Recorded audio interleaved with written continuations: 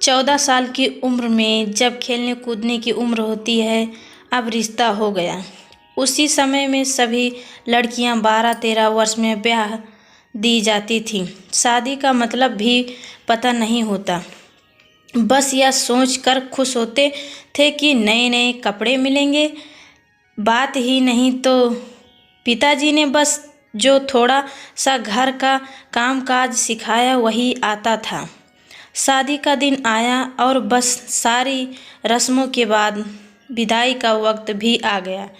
रोते रोते डोली में बैठकर ससुराल पहुंच गई। मैंने घूंघट की आड़ से अपनी सास को देखा।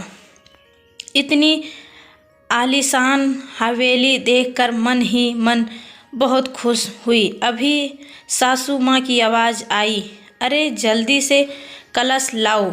आँखों से एकदम सख्त मिजाज की लग रही थी। मुझे सच मानो तो डर लगी थी।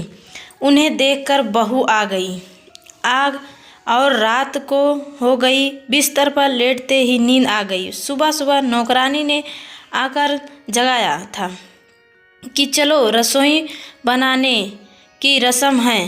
तैयार होकर रसोई में गई और खीर बनाई, सब्जी की तारीफ भी की और सासू माँ ने कमी निकाल दी थी।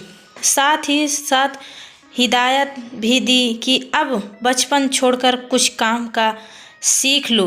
दिन बाद मेरे पति को भी कौशल जाना था, क्योंकि वह तब पढ़ रहे थे। हम भी कौशल चले गए और मैं अकेली रह गई। अपनी सास और ससुर के साथ पढ़ती, बीच बीच में अमर चिट्ठी लिखती थे। पहले सासू माँ थी, बाद में मेरे पास आती थी। उम्र कम होने की वजह से इतना फर्क नहीं पड़ता था।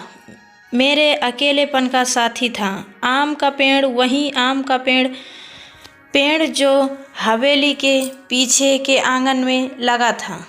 उस आम के पेड़ के नीचे कच्ची मिट्टी का कमरा भी बना हुआ था, पर वह पेड़ फल नहीं देता था।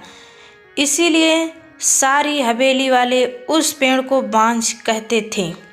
न जाने क्योंकि उससे बहुत प्यार था।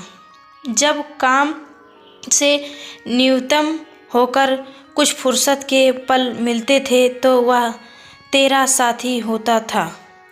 उसी को देखते हुए मैंने अपनी सारी थकान साल बिता गए और कि वो गई पढ़ाई पूरी हो गई थी, वापस आ रहे थे। सुबह से ही तैयारी में लगी हुई थी, खुद ही रही थी। मैं भी बहुत खुश थी।